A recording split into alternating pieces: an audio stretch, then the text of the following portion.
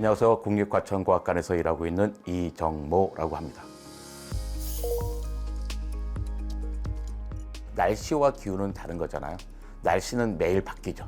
만약에 날씨가 바뀌지 않는다면 우린 되게 괴로울 거예요. 화창한 날씨 좋아하지만 매일 화창하면 우리는 굶죠.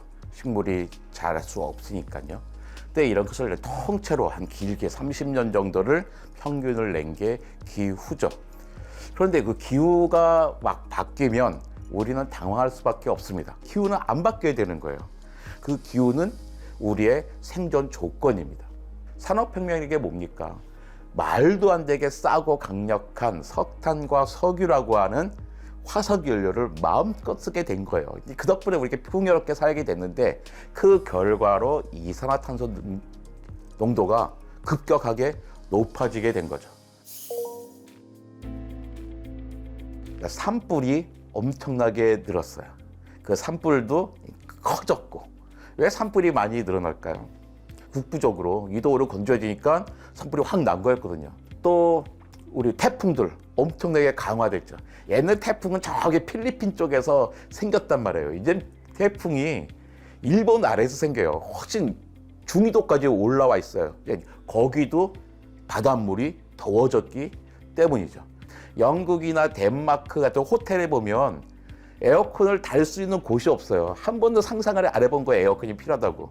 근데 지금 거기 뭐 40도 넘고 그러니까 에어컨은 없는데 덥고 그 사람들이 아주 이제는 여름의 절망에 빠지게 됐죠. 사실 우리나라도요, 쉽게 느끼고 있습니다. 올해는 6월 달에 6월 25일 날 처음으로 6월에 열대야가 왔어요. 그때 언론에서 뭐라고 보도했냐면 138년 만에 6월 열대야라고 보도를 했어요. 많은 사람들이 오해합니다. 아, 그럼 138년 전에도 6월에 열대야가 있었단 말이야? 아니거든요. 138년 전에 처음으로 열대야라는 개념이 생긴 거예요. 그전에는 그런 개념조차 없었어요. 근데 열대야라는 개념이 생긴 다음에 처음으로 6월 달에 열대야가 생긴 거죠. 당장 왜 몇십 년 만에 우리 사는 동안에 그런 일이 생기는 건 아니잖아요. 그건 아주 상당히 꽤 시간이 있는 거란 말이에요. 그렇다면 우린 문제가 아니네. 적어도 내 손자까지도 괜찮을 것 같은데 라고 생각하실 수 있는데 그건 정말로 큰 오산이에요. 왜냐하면 기후위기 문제는 모든 곳에 공평하게 오지 않아요. 더워지는 나라 있고 추워지는 나라 있습니다. 그 다음에 홍수가 나는 나라가 있고 가뭄이 오는 나라가 있어요. 또 같은 지역에서라도 부자 나라와 가난한 나라가 받는 충격이 다르고 같은 나라에서도 가난한 자와 부자가 걷는 충격이 달라요. 세대간도 다릅니다. 우리는 정말로 풍요로운 세상에 살고 있잖아요. 근데 이 기후변화 때문에 식량과 물의 문제가 되게 엄청나게 심각해질 수 있습니다. 어떤 문제가 생길까요? 많은 정치인들은 이 문제를 전쟁으로 해결하고 싶을지도 모릅니다. 지금의 젊은 사람들은 그 전에 몇 세대가 상상도 못했던 전쟁을 실제로 경험해질지도 모르는 거예요. 왜? 기후위기 때문에 식량과 물의 문제가 심각해지기 때문이죠. 정부와 특히 기업은 엄청나게 많이 변하고 있습니다. 왜냐하면 우리나라는 경제의 80%를 수출에 의존하고 있어요. 그런데 이제는 아리백이라든지 탄소 국경세 이런 문제가 생겼잖아요. 이제는 기후 문제를 해결하지 못하면 수출을 못하게 될 거고, 그래서 수출 못하면 기업이 유지가 될 수 없게 되는 거예요.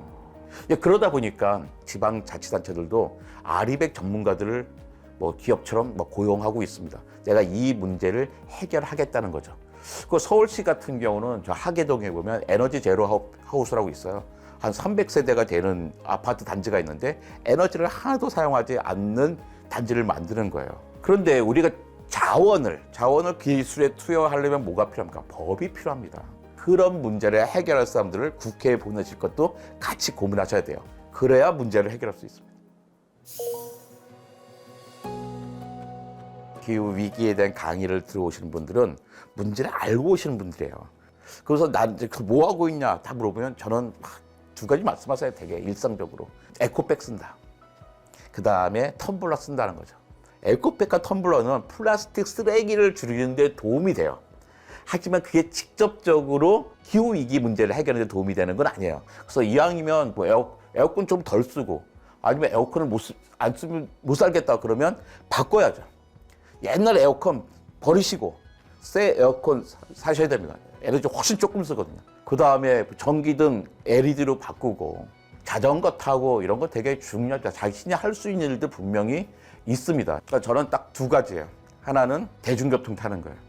그러니까 자동차를 일단 전기 자동차로 바꿨어요. 하지만 내가 사용하는 전기 자동차의 에너지가 100% 풍력 발전과 태양광에서 오는 게 아니에요. 그래서 뭐냐면 그냥 대중교통 탄다예요. 그 다음에 또 하나가 25년째 채식주의자로 사는 거예요. 그러니까 실제로 이산화탄소를 비롯한 그 온실가스에서 상당히 많은 부분이 그 육식에서 오거든요. 그러니까 올해 5월 4일이었던 것 같아요. 네이처 커뮤니케이션스에서 그러니까 과학자들이 새로운 안을 제시했는데 육식을 20%만 줄여도 산림 벌초를 50% 줄일 수 있다는 거예요. 근데 이 육식을 어떻게 20% 줄이냐? 도덕적으로 호소하지 말고 새로운 기술을 보여주자. 그게 바로 배양육입니다. 많은 분들이 과학과 기술 때문에 이런 환경 문제가 생겼잖아. 기후 문제 생겼잖아. 너 과학 빠져. 과학자들 빠져. 너네가 뭘 한다 그래 하시는 분도 있는데 과학과 기술이 발전하면서 이 문제 생겼어요. 하지만 이 문제를 해결하는 것도 역시 과학과 기술이 있어야 되는 거죠. 그러니까 기후 위기는 지구의 위기예요. 이 위기는 기업에게는 아주 좋은 찬스입니다. 지금도 많은 사람들이 이 기후 위기를 문제를 해결하는 기술을 가지고 사업을 가지고 돈을 벌고 있어요. 어차피 전 세계 모든 사람들이 이 기후 위기를 해결하려고 자원을 투자할 거거든요. 그 투자한 자원을 누가 가질 것인가? 가장 혁신적인 기업들, 기후 위기 문제에 대해서 가장 잘 접근하고 기업들이 더 성장할 겁니다. 여러분이 그 기회를 잡으시기 바랍니다.